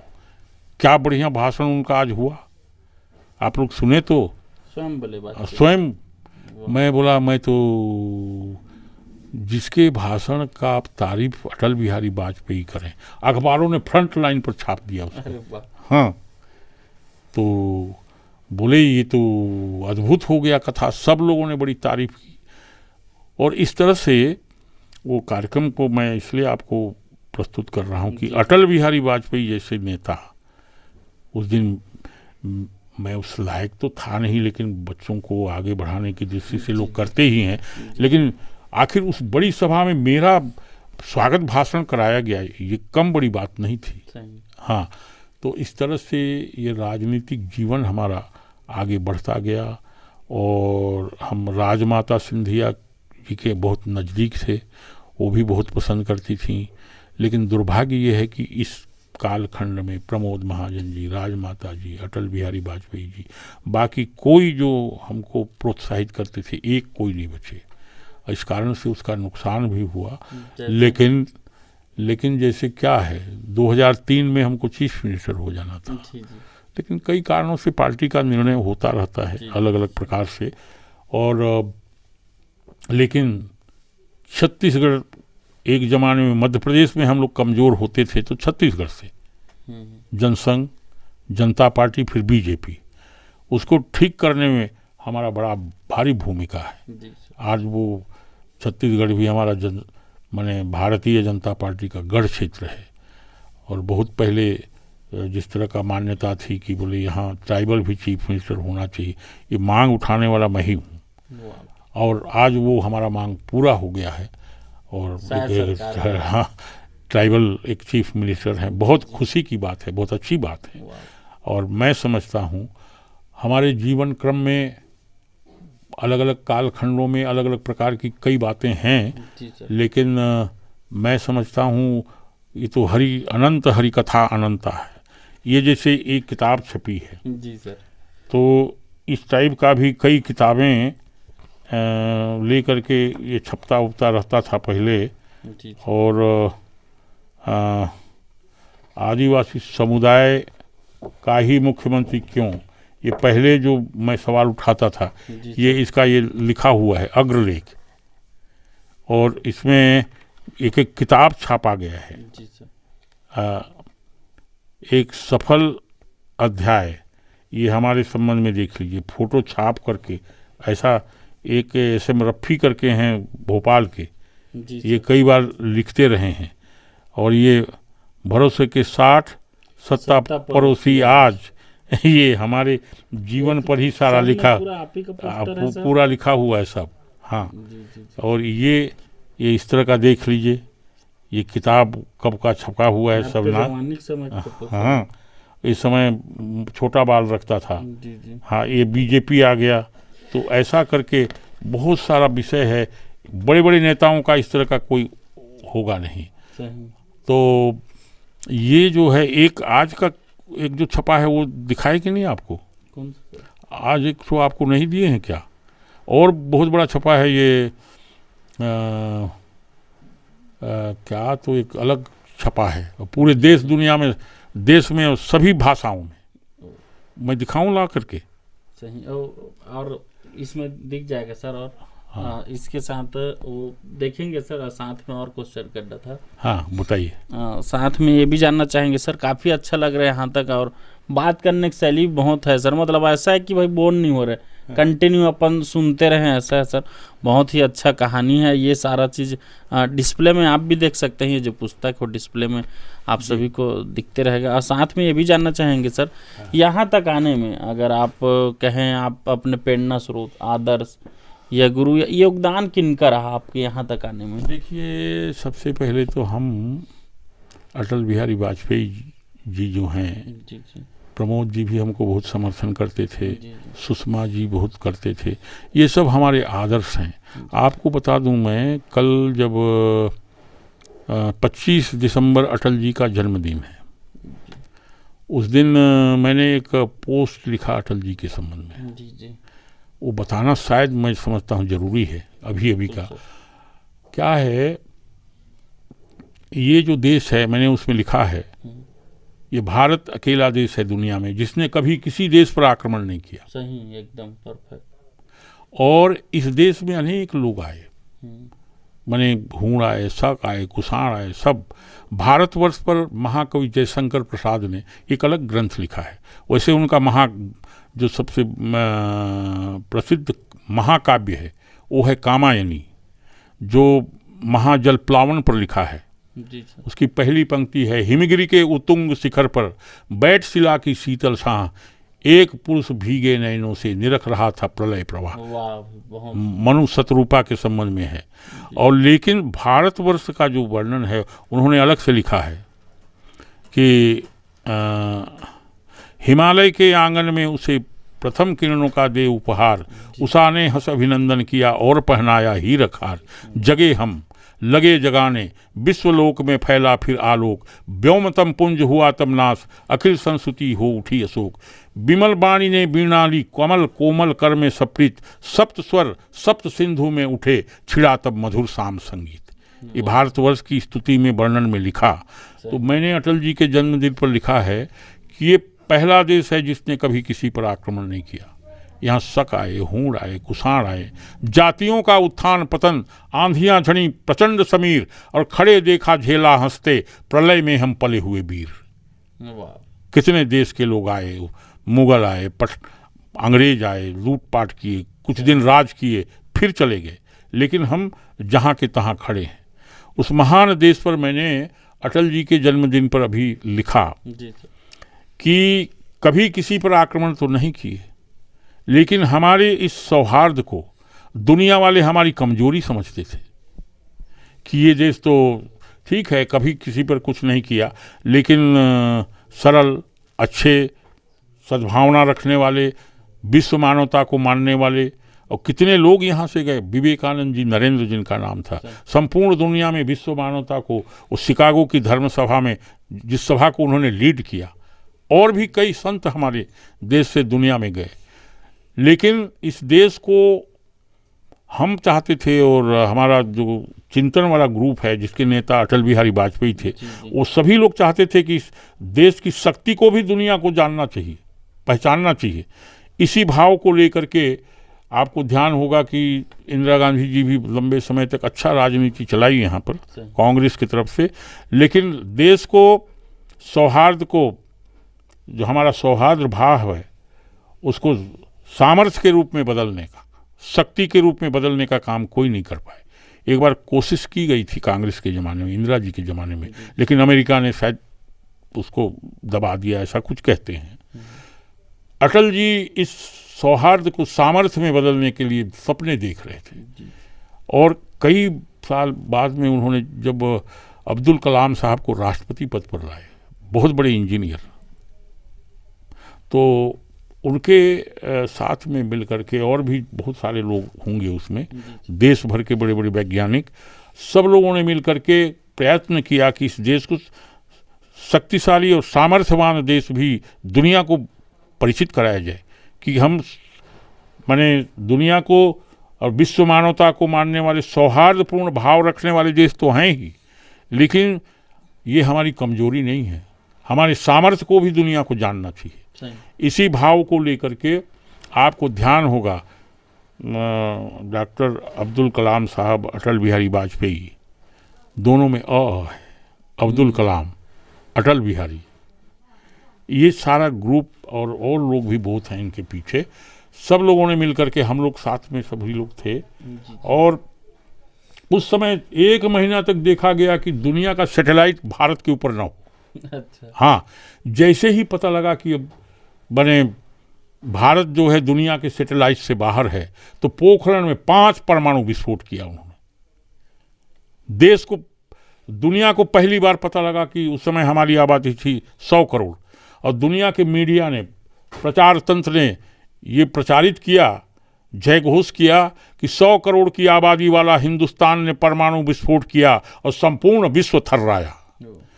भारत के सामर्थ्य को प्रदर्शित करने का काम ये पहली बार हुआ अटल बिहारी वाजपेयी जी के ज़माने में। सौभाग्य यह है कि उस ज़माने में है राजनीतिक पटल पर मैं भी था। जी सर। हाँ, और ये महान देश बने सौहार्दपूर्ण व्यवहार करने वाला, दुनिया को अपना भाईचारा और सहयोगी मानने वाला, विश्व मानवता का अमर पुजारी ये भारत पहली बार दुनिया को बताया कि हम शक्तिशाली भी हैं, दुनिया के साथ अच्छा व्यवहार रखना चाहते हैं, दुनिया हमारा बंधु भाव में रहे, लेकिन कहीं कोई टेढ़ी नज़र करने की कोशिश अगर करे तो उसको उसका उत्तर देने की पूरी क्षमता हमारा भारत रखता है। ये भाव भी अटल बिहारी वाजपेयी ने प्रस्तुत किया। तो ये कुल मिलाकर के हम उनके साथ में रहे उस कालखंड में भी, लोकसभा में भी और भी जगह, और अनेक राजनीतिक पड़ावों में आगे चलते चलते अभी यहाँ तक हम हैं। और हमारी रुचि है कि देश और मजबूत बने। ये देश को जगत गुरु कहते हैं। वसुदेव सुतम देवम कंस चाणूर मर्दनम देवकी परमानंदम कृष्णम वंदे जगत गुरुम। हमारे 2 भगवान हुए ईश्वर। राम हमारे आदर्श हैं, लेकिन कृष्ण हमारी नीतियाँ हैं। कैसे, कहाँ, क्या करना है, कब क्या निर्णय लेना है, ये हम कृष्ण को फॉलो करते हैं। जी। हाँ, तो कुल मिलाकर के भारत आगे बढ़ रहा है।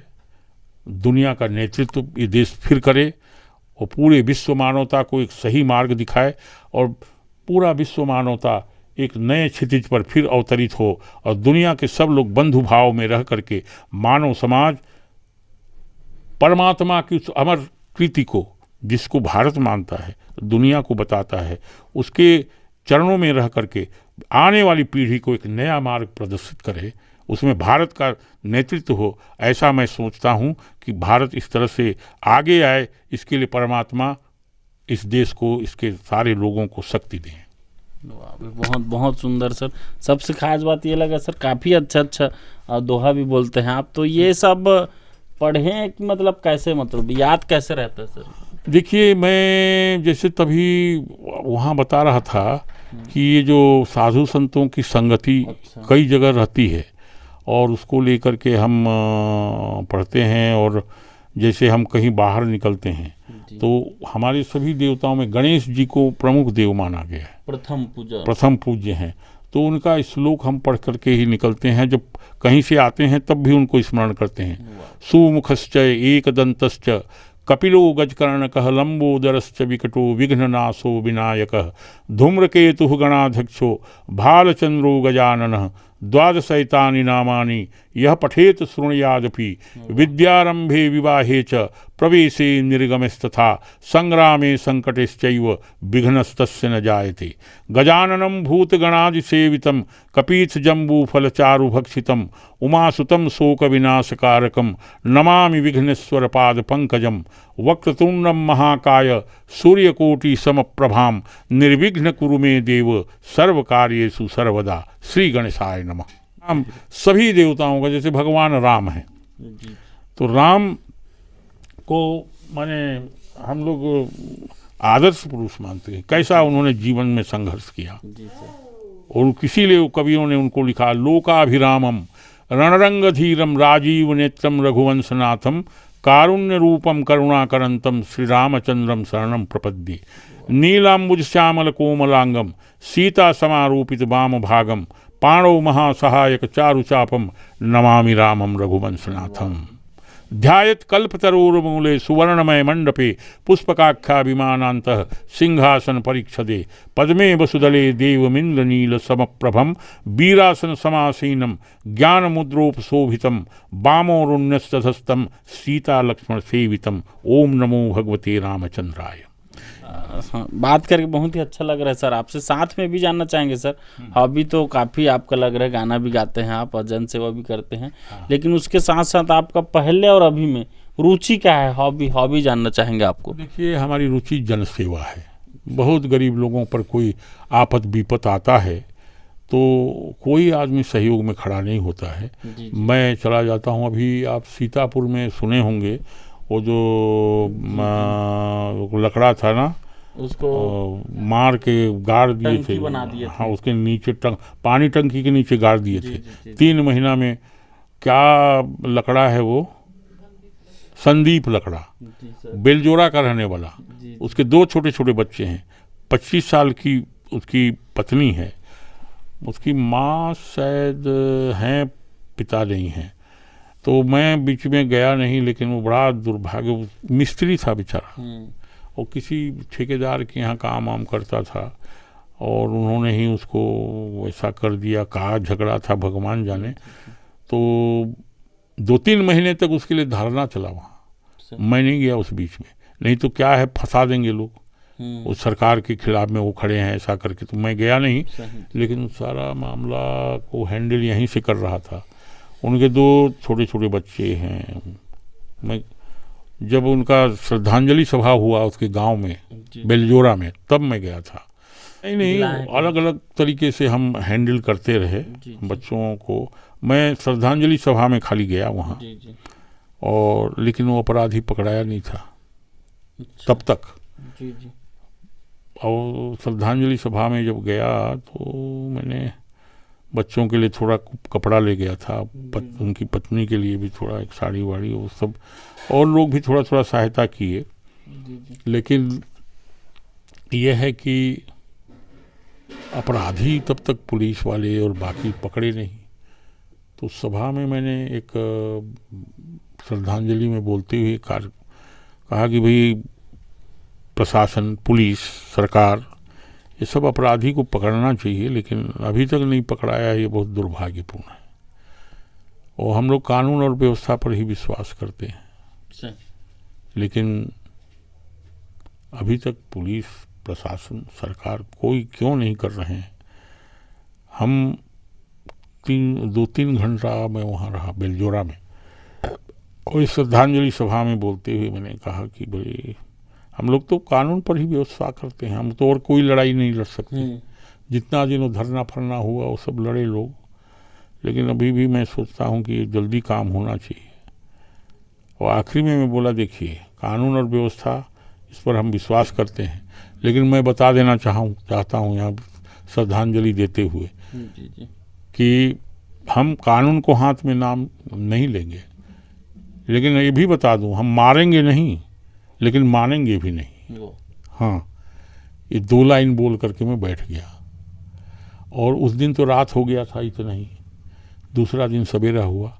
तीसरे दिन उसने हाई कोर्ट में सरेंडर कर दिया स्वयं। मतलब आपका खबर पहुंच गया। तो ये है प्रताप।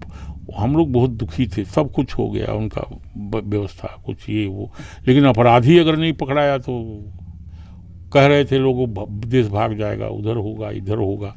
उसको समझाए होंगे कि ये जो नेता बोले हैं ना, ये साधारण नहीं है, तुम समझ लो। हाँ, और तुम्हारा गर्दन कट जाए तो आश्चर्य नहीं होगा। मारेंगे नहीं, लेकिन मानेंगे नहीं, मैं बोला। हाँ, तो तीसरे ही दिन उसने हाई कोर्ट में सरेंडर किया, अभी जेल में है। ये सारी इस तरह का काम हमारा चलता रहता है। हाँ, तो ये हॉबी है। हाँ जी। चलो, बहुत अच्छा लगा सर, जन सेवा करना आपका हॉबी है।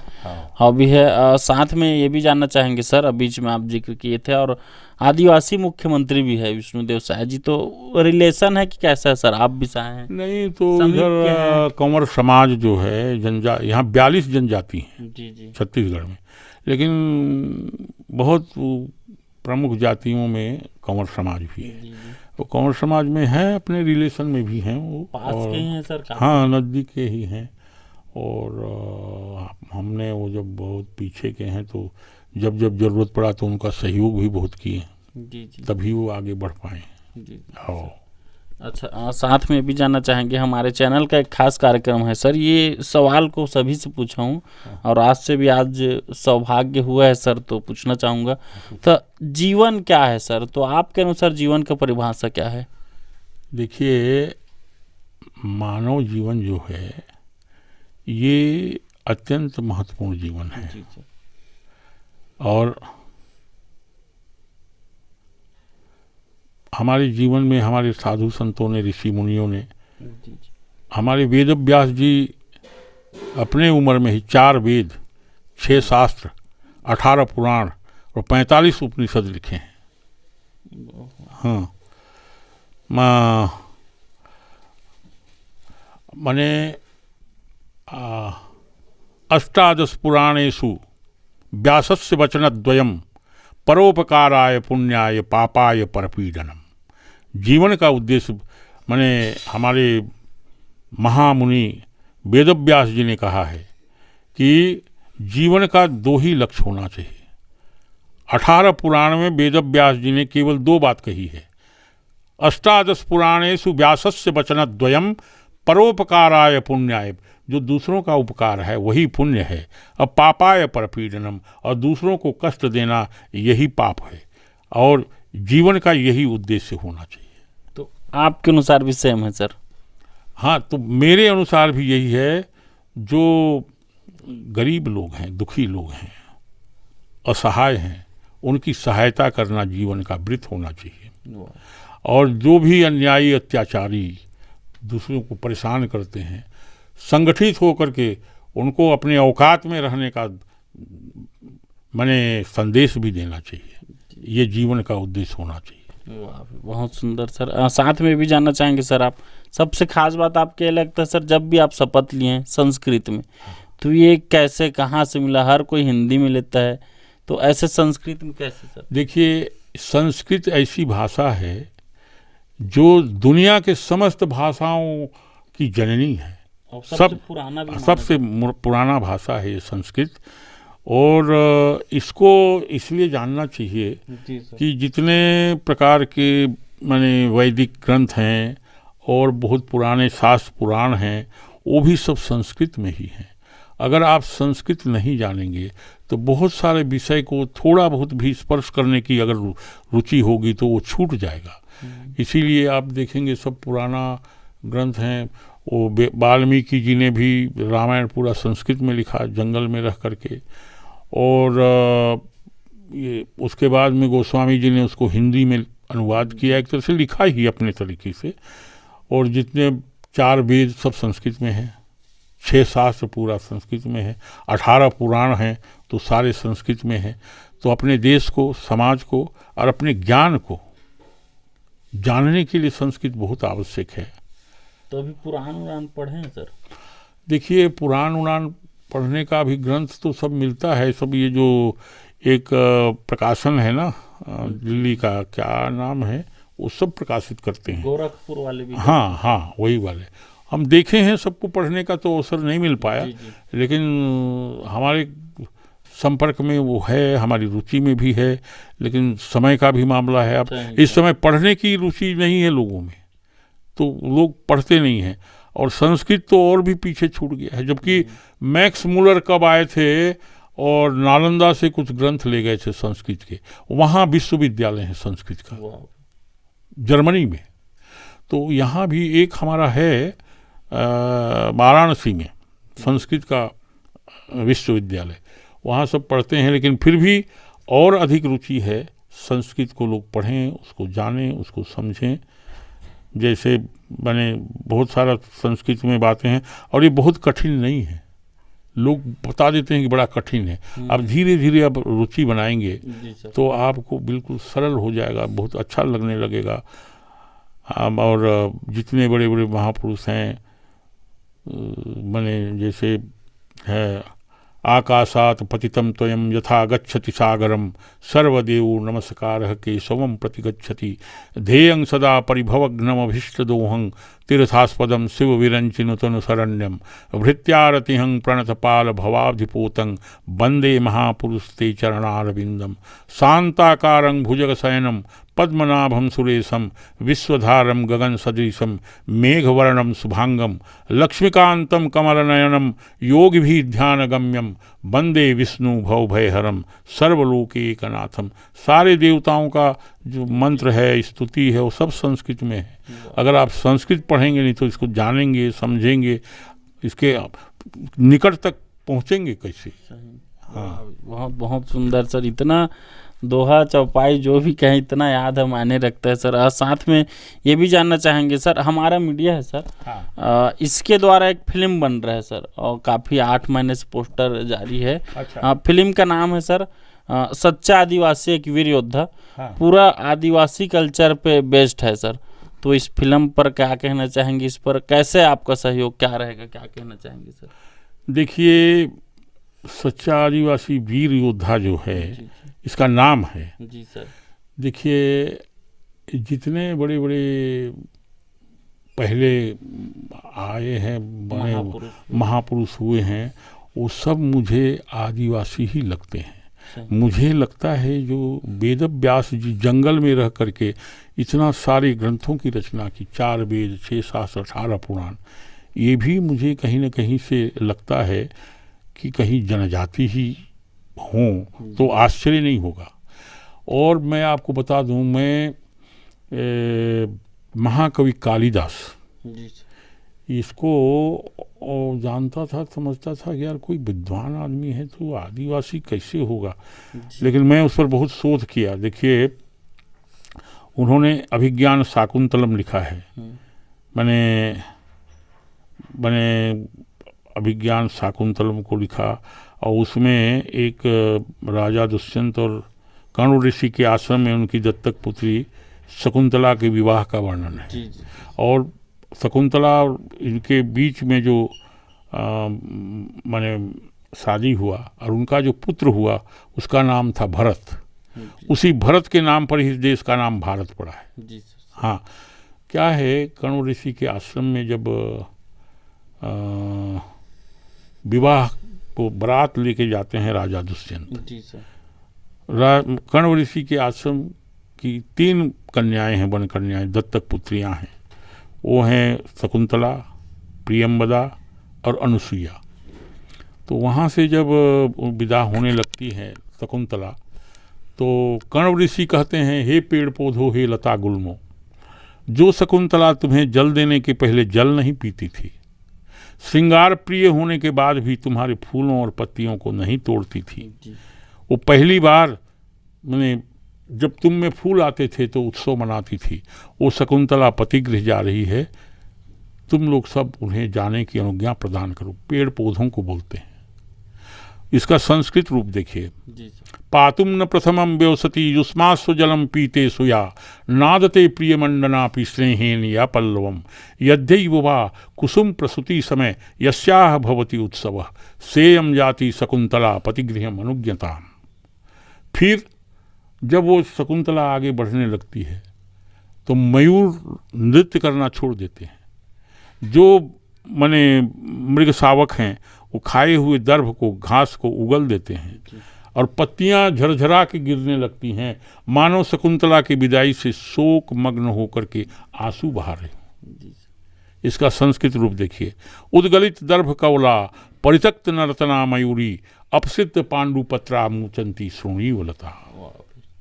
ये सारा वर्णन, ये सब कथा है। तो मैंने इसको लिखने वाला अभिज्ञान शाकुंतलम को देखा और उसका शोध किया। बाद में पता लगा वो पंडो जाति का आदिवासी है, कोई कालिदास पंडो जाति का है। हाँ, उसका सारा वो जीवनी मैंने निकाल लिया है। हाँ, तो इसलिए मुझे लगता है जो बड़े बड़े महाकवि वगैरह हुए हैं उसमें वो लोग आदिवासी हों, वनवासी हों, आदिवासी हों तो आश्चर्य बिल्कुल नहीं होगा। हाँ। साथ में भी कहना चाहेंगे सर, रिक्वेस्ट भी है समझो, एक सॉन्ग सर आपका इस हमारे इस फिल्म में रहेगा, तो इस पर क्या कहना चाहेंगे? आपके द्वारा गाया, लिरिक्स हम दे देंगे। हाँ हाँ, तो क्या कहना चाहेंगे? नहीं नहीं, अच्छी बात है। हम लोकगीत क्योंकि आदिवासी से बन रहा है, जी। तो लोकगीत तो हमारा बड़ा प्रिय है। और अभी आपको मैंने गा के सुनाया, आपको अच्छा भी लगा तो मुझे अच्छा खुशी हुई। जी। हम तो रिक्वेस्ट है सर, तो गाएंगे ना कंफर्म फिल्म हाँ में? गा देंगे हम। वाह, चलो बहुत बहुत धन्यवाद सर, काफ़ी अच्छा लगा। तो साथियों ये पॉइंट जरूर याद रखिएगा, हमारा जो फिल्म है सच्चा आदिवासी एक वीर योद्धा, उसमें सर का एक सॉन्ग जरूर रहेगा। सर को जो है लिरिक्स बता देंगे, जो पसंद आएगा वो गाएंगे। एक घटना आपको बता जी सकता हूँ, आदिवासी वीर योद्धा जब कह रहे हैं, जी 5 पांडव वनवास में थे। जी सर। तो वहाँ पर एक जो एकलव्य है वो सरसंधान कर रहा था। तो जैसे ही वो वनवास में पहुँचे हैं तो उनके कुत्ते थे तो भौंकने लगे। सही। तो एकलव्य ने मारा बाण मुंह में, और सारे कुत्तों के मुंह में बाण तो भर गया, लेकिन एक जरा सा भी चोट नहीं लगा। सही। तो देखे द्रोणाचार्य, देखा अरे कौन है तुम्हारा गुरु कौन? तो उसने द्रोणाचार्य का चित्र बना करके, प्रतिमा बना करके, मेरे तो गुरु ये हैं, मैंने ये बना के किया है। तो वहाँ पर कथा में है कि द्रोणाचार्य जो है बोले दाहिने हाथ का, बोले दक्षिणा नहीं दोगे तो मेरा ही चित्र है, बोले दे दूंगा, मांगिए। तो दाहिने हाथ का अंगूठा काट के दे दिया। पहले तीर ऐसे चलाते थे, जब से ये अंगूठा कटा है तब ये दोनों से चलाते हैं, इसका उपयोग नहीं करते। सही। आदिवासी। वाह भाई। हाँ, तो ये इसकी कहानी है। और जैसे ही वहाँ देखे तो व्यक्ति सबल नहीं होत है, समय होत बलवान, भीलन रूटी गोपियाँ वही अर्जुन वही बाण। इसका अच्छा मतलब क्या है सर? वही अर्जुन वही बाण, बहुत सुना हूं मैं। हाँ, इसका अर्थ ये है व्यक्ति जो है वो प्रबल होता है, सबल, उसका निर्माण अगर हो गया है। तो ये क्या था, मैंने एक बार ये वनवास में थे, मैंने 5 पांडव। जी। तो यहाँ पर एक कहीं पर संरक्षण में थे, वो कुछ रहे होंगे, कोई टोली। जी सर। लड़कियों का समूह था, भीलों का। जी सर। तो ये लोग संरक्षण में थे, गोपियों के। तो भील ग्रुप आ गया होगा। जी। तो वो लोग उनको सबको लूट के ले गए। और मैंने ये लोग कुछ कर नहीं पाए 5 पांडव। तो बहादुर तो वो लोग निकले, बहादुर थे, वो शक्तिशाली थे, बाण संधारक थे। तो इस कारण से पांडव पराजित हो गए भीलों से। तो इसका अर्थ यही हुआ ना कि जी। जो जनजाति वर्ग है वो तो वीर योद्धा हैं। सही। इसका अर्थ यही है। हाँ, चलो बहुत अच्छा लगा सर जान के। साथ में ये भी जानना चाहेंगे सर, हमारे चैनल का एक और खास काम होता है छत्तीसगढ़ी जनौला। तो पहले ये जानना चाहेंगे सर, सरगुजा में तो काफ़ी अच्छा बताया आप, कर्मा भी गाया आप, तो बहुत अच्छा रहा। तो छत्तीसगढ़ी जनौला ऐसा जानते हैं कि नहीं सर? नहीं, ये जो हमारा जसपुर है ये मुख्यतः पूरी छत्तीसगढ़ी नहीं है, ये बिहार का भी पुट है इसमें, और सब है। लेकिन वो कुछ बातें तो जानते हैं, हम छत्तीसगढ़ के हैं तो जानेंगे कैसे नहीं, उसको जानने की कोशिश भी करते हैं, उसको समझने का प्रयास करते हैं। तो आप इजाज़त देंगे तो मैं पूछना चाहूँगा सर। हाँ, पूछिए। तो ये पहला जनौला ये है सर, आपके नाम से ही ये चालू है। पुराने काफ़ी कहावत भी कहते थे। ये ऐसा है सर, नंद बाबा के 900 गाय और रात चरे और दिन बेड़े जाए। बताओ क्या चीज़, मतलब नंद बाबा के 900 गाय है सर, वह रात में चरते लेकिन दिन में चले जाते। बताओ क्या चीज़ें? ये तो वही चंद्रमा है और सारे तारेगण हैं। अच्छा, जैसे हाँ, चंद्रमा जो है रात को ही उगता है, और सारे तारागण भी माने हजारों लाखों की संख्या में हैं, और जैसे ही दिन उगता है वो चले जाते हैं। वाह। हाँ, जनौला एकदम सही सर, सही बताया। तो ये पहले सुने थे सर की? हाँ, एक आध बार कहीं सुनाया था, कोई बताया था, तो थोड़ा सुने हुए थे, लेकिन अंदाज भी यही था कि ये हो सकता है। हाँ जी, एकदम एकदम सही जवाब सर। एक और अंतिम सवाल रहेगा सर। जो दर्शक हैं, जो आपके चाहने वाले हैं, जो हमारे चैनल को देख रहे हैं, उनको आप हमारे मीडिया के माध्यम से क्या संदेश देना चाहेंगे? देखिए, आपके जो चैनल को देखते हैं और देख रहे हैं, उनको हम ये कहना चाहेंगे कि हम सब लोगों का सौभाग्य है कि हम भारत में जन्म लिए हैं। ये धरती माता हमारी भारत भूमि है, और इस भारत भूमि के संपन्नता के लिए, इसकी समृद्धि के लिए, इसकी महिमा को और मजबूत बनाने के लिए हम सब लोग पूरी ताकत लगाएं, पूरी शक्ति लगाएं। और साथ में मैं सोचता हूँ कि सब अपने अपने घरों में अपने माता पिता का बहुत सम्मान करें।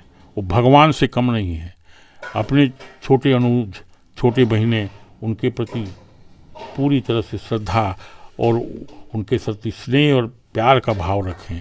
परिवार को ठीक बना करके रखें। कई जगह गड़बड़ियाँ हो रही हैं, और इसलिए हर परिवार माने माता पिता को भगवान के सदृश माने, बड़ों का सम्मान करें, छोटों को प्यार और दुलार दें, और हर परिवार भगवान राम का, कृष्ण का, देवताओं का परिवार जैसा बन जाए, तो मैं समझता हूँ पूरा भारत एक अच्छा नया और उदीयमान नए भारत का निर्माण होगा, जो पूरे दुनिया को फिर माने दिशा देगा। और हम सब लोग नए आने वाले युग में एक नया भूमिका में हम सब लोग रहेंगे। इसलिए हर परिवार ऐसा प्रयास करे, ये मेरा संदेश है। बहुत बहुत सुंदर विचार सर।